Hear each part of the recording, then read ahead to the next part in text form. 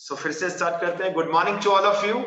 Good morning everyone. Chapter 8 थोड़ा सा ठीक है, कुछ बच्चे स्कूल आ रहे हैं, कुछ नहीं आ रहे, तो एक क्विक रिवीजन आज की क्लास में हमें कर लेना चाहिए। और थोड़ा सा टेक्निकल इशू भी रहा, दैट्स व्हाई आपकी क्लास लेट स्टार्ट हुई, बट कोई बात नहीं, एक शॉर्ट रिवीजन चल सकता है बेटा।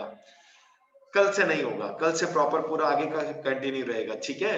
तो business studies chapter number 8 small business and enterprises के अंदर हमने क्या चीज डिस्कस की कि भाई आखिर एक ऑर्गेनाइजेशन अपना बिजनेस स्टार्ट अगर कोई करता है तो क्यों करता है, what is the objective. Sir पैसा कमाना है, सीधी सी बात, प्रॉफिट अर्न करना है, simple, by selling goods and services, जो भी आप सेल करना चाहें। नीड एंड इंपॉर्टेंस क्या था इसका, need and importance of entrepreneurship, हमने कई सारे पॉइंट्स डिस्कस किए थे बच्चों। नेशनल ग्रोथ, अगर आप खुद एंटरप्रेन्योर के रूप में वर्क कर रहे हैं, किसी भी कंट्री से आप हैं, तो डेफिनेटली आपकी कंट्री का जो ग्रोथ है वो होना ही है, राइट स्टूडेंट्स। सोशल डेवलपमेंट होना है, बिकॉज अब सोसाइटी के लिए आप कुछ करेंगे, इनडायरेक्टली आप कर ही रहे हैं, सोसाइटी को एम्प्लॉयमेंट की अपॉर्चुनिटीज प्रोवाइड कर रहे हैं। क्योंकि अगर आप अपना खुद का बिजनेस सेटअप कर रहे हैं तो ऐसा तो नहीं है कि आप खुद ही पूरा अपना बिजनेस चला पाएंगे। You need employees, you need managers at every level of organization, right? Next, produce import substitute goods to stop outflow of national wealth. हम मैक्सिमम टू मैक्सिमम क्या चाहेंगे कि हम खुद अपनी कंट्री के अंदर खुद गुड्स प्रोड्यूस करें, इंपोर्ट ना करें। क्योंकि हम जितना ज्यादा दूसरी कंट्री से गुड्स खरीदेंगे, भले वो रॉ मटेरियल खरीदें, कहीं ना कहीं हमारी करेंसी दूसरी कंट्री में जा रही है, उससे क्या होगा, हमारी करेंसी का डाउनफॉल आएगा डेफिनेटली। रादर अगर दूसरी कंट्री का करेंसी हमारी कंट्री में आता है तो डेफिनेटली उससे हमारी इकोनॉमी क्या होगी, ग्रूम होगी। आप इस चीज को इजी लैंग्वेज में समझिए। अगर हम फॉरेन कंट्री से ज्यादा सामान खरीद रहे हैं तो वो हमारे लिए कहीं ना कहीं नेगेटिव रोल प्ले कर रहा है। करेंसी की बात करें, इकोनॉमिक डेवलपमेंट की बात करें, ठीक है ना। हालांकि मैंने आपको कहा है बिजनेस स्टडीज में हर एक टॉपिक के दो पहलू हैं, पॉजिटिव भी है, नेगेटिव भी है, राइट। बट अगर हम खुद प्रोड्यूस करें और एक्सपोर्ट बाहर करें, दूसरी कंट्री को गुड्स बेचें, सेल आउट करें, तो ज्यादा सुपीरियर है, ज्यादा बेहतर है। व्हाई? बिकॉज दूसरी कंट्री की करेंसी हमारे पास आएगी और हमारी कंट्री की इकोनॉमी इंक्रीज होगी, सिंपल सी बात। Produce more and more consumer goods and services to meet the increasing demand of these goods locally. हमने सारे पॉइंट डिस्कस किए हैं, हमें वो सारे गुड्स एंड सर्विसेज प्रोवाइड करने चाहिए जो सोसाइटी की रिक्वायरमेंट है, डेफिनेटली तभी हम सक्सेसफुल हो पाएंगे और सोसाइटी को कुछ दे पाएंगे। Then produce goods for export purpose to earn more and more foreign exchange, हम ऑलरेडी पढ़ चुके हैं बेटा। जितना ज्यादा हम दूसरी कंट्री में गुड्स सेल आउट करेंगे उतना हमारा करेंसी इकोनॉमी डेवलपमेंट ज्यादा होगा, सिंपल, राइट। ये सब हमने बेसिक डिस्कशन किया था, ये था हमारा डे 1 के अंदर। और फिर हमने बात की थी एंटरप्रेन्योर्स की। What is the exact meaning of entrepreneurs, क्या है एग्जैक्ट मीनिंग। सर जो अपना खुद का बिजनेस सेटअप करते हैं उसे हम एंटरप्रेन्योर कहते हैं, और वो किसी भी लेवल का हो सकता है, सोल प्रोप्राइटर भी हो सकता है, पार्टनरशिप लेवल का भी हो सकता है, कंपनी लेवल का भी हो सकता है। इट डिपेंड्स कि आप कितने जने मिलकर बिजनेस स्टार्ट करना चाह रहे हैं या आप खुद बिजनेस अपना पर्सनल सेटअप करना चाह रहे हैं, it depends on you, simple. और एंटरप्रेन्योर्स करते क्या है बेटा, एंटरप्रेन्योर्स का मेन टारगेट क्या है सर, दे बियर रिस्क, बिल्कुल रिस्क बियर करते हैं, पैसा लगाते हैं, नया प्रोडक्ट लॉन्च करने का रिस्क लेते हैं या नया वेंचर अपना स्टार्ट करते हैं। जैसा बैटरी वाली कार का एग्जांपल मैंने आपके साथ डिस्कस किया था, याद कीजिए।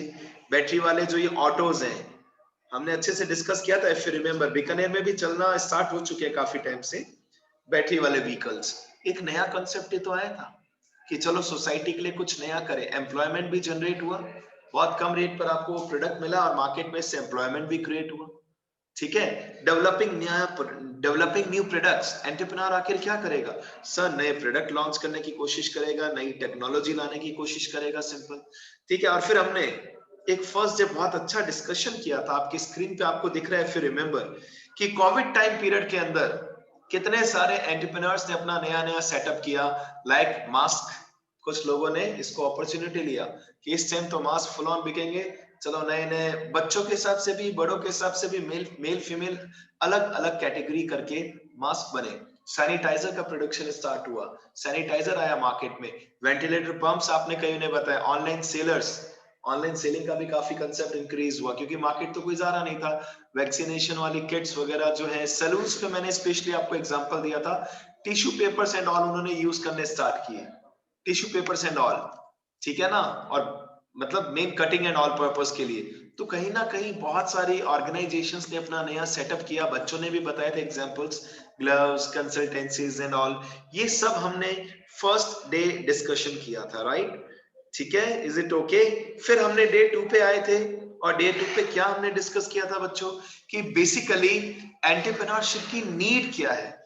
क्यों हम वो बता रहे हैं आपको इस चैप्टर में कि भैया स्मॉल बिजनेस है या एंटरप्राइज आपकी है, एक ही बात है। If you are running your business it means you are running your enterprise, that's it, खत्म। अब हमने स्पेशली डिस्कशन किया, अगर आप खुद का बिजनेस सेटअप करते हैं, एंटरप्रेन्योर बनते हैं, तो उसकी क्या क्या नीड है। Number 1, life line of a nation. जितना ज्यादा आपकी कंट्री में एंटरप्रेन्योर्स होंगे जो खुद अपना बिजनेस सेटअप कर रहे हैं, नई नई टेक्नोलॉजी लेके आ रहे हैं, उतना ज्यादा आपका देश तरक्की कर सकता है 100%। क्योंकि किसी भी बड़ी से बड़ी कंट्रीज की बात करेंगे, why they are successful, why they are treated as the developed country, उन्हें डेवलप कंट्री क्यों कहा जाता है और इंडिया को अभी तक क्यों नहीं कहा जाता। सो डेफिनेटली फॉरेन कंट्रीज में बहुत सारे आपको एंटरप्रेन्योर्स मिलेंगे जो नए नए टाइप की चीजें मार्केट में लेकर आ रहे हैं। सिंपल सी बात है, we are living in a global world. जरा सोच के देखिए, हर चीज ऑलमोस्ट हर जगह मिल रही है, ग्लोबल वर्ल्ड हो गया वो तो। और कहीं ना कहीं इसमें एंटरप्रेन्योर का भी तो रोल है, जिसने नई नई टेक्नोलॉजी यूज करके नया नया प्रोडक्ट बनाया। सोचिए आप जरा, बिल्कुल life line of a nation है 100%। Next, provide innovation. सर जब एक एंटरप्रेन्योर मार्केट में आएगा तो कोशिश क्या रहेगी, नए नए प्रोडक्ट लॉन्च करेगा, नई टेक्नोलॉजी लेके आएगा, नए वेज ऑफ मार्केटिंग लेके आएगा, नए न्यू वेज ऑफ प्रोडक्शन, नया सब कुछ नया। व्हाई? क्योंकि सर कस्टमर को भी तो आजकल सब कुछ डिफरेंट चाहिए। कस्टमर कह रहा है भैया वी वांट समथिंग डिफरेंट, हमें सब कुछ पुराना नहीं चाहिए, हमें नई नई फीचर्स वाली चीजें चाहिए। भले वो ईटेबल्स हो, भले वो कंज्यूमर ड्यूरेबल्स हो, कुछ भी हो, ऑटोमोबाइल इंडस्ट्री हो, कुछ भी बेटा। स्टडी रिलेटेड भी देखेंगे, नए नए इनोवेटिव आइडियाज आ गए हैं, बच्चा यूट्यूब के थ्रू अटेंड कर रहा है क्लासेस। सोचिए किसी ना किसी एंटरप्रेन्योर ने जूम बनाया होगा ना, आप जरा सोचिए, तभी तो जूम ऐप के थ्रू आप पढ़ रहे हैं। सोच के देखिए जिसने बनाया, आज पूरे वर्ल्ड वाइड फेमस ब्रांड चल रहा है जूम ऐप। सोचिए जरा, तो इतनी सारी चीजें सब कहीं ना कहीं कौन कर रहा है, एंटरप्रेन्योर ही तो कर रहा है, और कौन कर रहा है बेटा, राइट? उसका लेवल हो सकता है इंक्रीज हो जाए, या तो yes why you want to say something, कोई डाउट बेटा किसी को?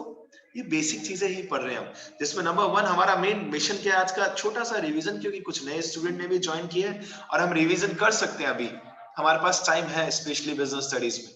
तो main content, need for entrepreneurship, जिसमें नंबर 1 क्या है, lifeline of a nation, number 2 provide innovation, number 3 growth of economy. Of course अगर एक एंटरप्रेन्योर अपना बिजनेस सेटअप कर रहा है, एक कंट्री के लिए वर्क कर रहा है, तो इकोनॉमी स्ट्रांग होगी, क्योंकि नई टेक्नोलॉजी आ रही है, सोसाइटी को बेनिफिट मिलेगा। Simple, increase profit. बिल्कुल सर, एंटरप्रेन्योर का टारगेट क्या रहता है, कॉस्ट कम से कम हो और रिसोर्सेज जो भी हो हमारे पास उसको हम प्रॉपर यूटिलाइज करें, वेस्टेज कम से कम हो। इससे बेनिफिट क्या है सर, प्रॉफिट ज्यादा होगा, सिंपल सी बात। तो एंटरप्रेन्योर हो सकता है ये वर्क करे, 100% करेक्ट है ये चीज। मैंने नीचे एक एग्जांपल भी दिया था, क्या एग्जैक्टली एक्सपेक्ट करता है एंटरप्रेन्योर, कि जो वो प्रोडक्ट बना रहा है उसकी कॉस्ट कम से कम हो, एफिशिएंसी ज्यादा से ज्यादा हो, ताकि प्रॉफिट इंक्रीज हो जाए। सिंपल, करेक्ट एकदम। Next, employment in opportunities. बिल्कुल, अगर आप अपना बिजनेस सेटअप कर रहे हैं तो आप खुद तो पूरा बिजनेस नहीं संभाल पाएंगे ना, you need some employees who will be working under you. तो उसके लिए कहीं ना कहीं आपको ह्यूमन रिसोर्सेज की रिक्वायरमेंट रहेगी, है ना, ह्यूमन बींग्स। आपके अंडर में बहुत सारे लोग काम करेंगे भाई, आपको थोड़ी ना अपना पूरा बिजनेस सेटअप कर लेंगे, पूरा बिजनेस को मैनेज कैसे करेंगे, यू नीड एम्प्लॉयज। और एग्जांपल लिया था हमने विशाल मेगा मार्ट का, रिलायंस फ्रेश ले सकते हैं हम एग्जांपल। सोच के देखिए बेटा, रिलायंस फ्रेश, कितने सारे ह्यूमन रिसोर्सेज वहां वर्क कर रहे हैं, हम सब ह्यूमन बीइंग जो वहां पे अलग अलग प्रोफाइल पे वर्क कर रहे हैं। तो कहीं ना कहीं ये जो रिटेल आउटलेट्स ओपन हुए, या जितने भी नए एंटरप्रेन्योर्स आए, नए नए बिजनेस सेटअप किए, इन्होंने एम्प्लॉयमेंट अपॉर्चुनिटीज भी क्रिएट की है, मार्केट में लोगों को एम्प्लॉयमेंट दिया है इन्होंने बेटा, राइट? Next, social benefits. पढ़ लीजिए, पॉइंट भी हमने डिस्कस किया था। सर लेटेस्ट टेक्नोलॉजी यूज करते हैं हम generally, raise in this standard of living by producing goods, public services at minimum cost. अच्छी क्वालिटी के गुड्स प्रोवाइड करते हैं, वो भी कम अमाउंट में, ठीक है ना। सिंपल सी बात। तो सोसाइटी के लिए भी हम कुछ कर रहे हैं। इन शॉर्ट वापस से हमने डिस्कस किए थे कि 6 पॉइंट्स क्या है। क्या है 6 पॉइंट्स बेटा? Lifeline of a nation, provide innovation, growth of economy, increase profits, employment opportunities, social benefits। ठीक है। इसके बाद हमने एक बहुत इंटरेस्टिंग टॉपिक डिस्कस किया था। Again I am telling you one thing, केवल और केवल आज थोड़ा सा वो टेक्निकल इशू रहा इंटरनेट का, राइट बेटा, और कुछ नए स्टूडेंट ने भी ज्वाइन किया, तो हम आज नया कुछ नहीं कर पाए, बट कोई बात नहीं, इट्स ओके। नेक्स्ट डे से ऐसा नहीं होगा, राइट। We will continue. आज जब हम कल से स्टार्ट करेंगे तो इसका फ्रेश टॉपिक होगा, राइट, जो मुझे आज स्टार्ट करना था ऑफिशियली। कोई बात नहीं। Process of entrepreneurship. आखिर अगर आप एंटरप्रेन्योर बनना चाहते हैं लाइफ में, तो आफ्टर कंप्लीटिंग योर स्टडीज कैसे? सर सबसे पहले सेल्फ डिस्कवरी, इंटरनल फील तो आना चाहिए। ये थोड़ी ना है कि हमने आपको मोटिवेट किया, नहीं नहीं नहीं। सेल्फ इंटरनल कुछ आवाज आती है ना कि हाँ यार हमें कुछ करना है। उसके बाद आप अपॉर्चुनिटीज को आइडेंटिफाई करेंगे। ये नहीं कि एक नॉर्मल जो दुनिया में चल रहा है आपने भी वैसे कोई बिजनेस सेटअप कर लिया, नहीं नहीं नहीं।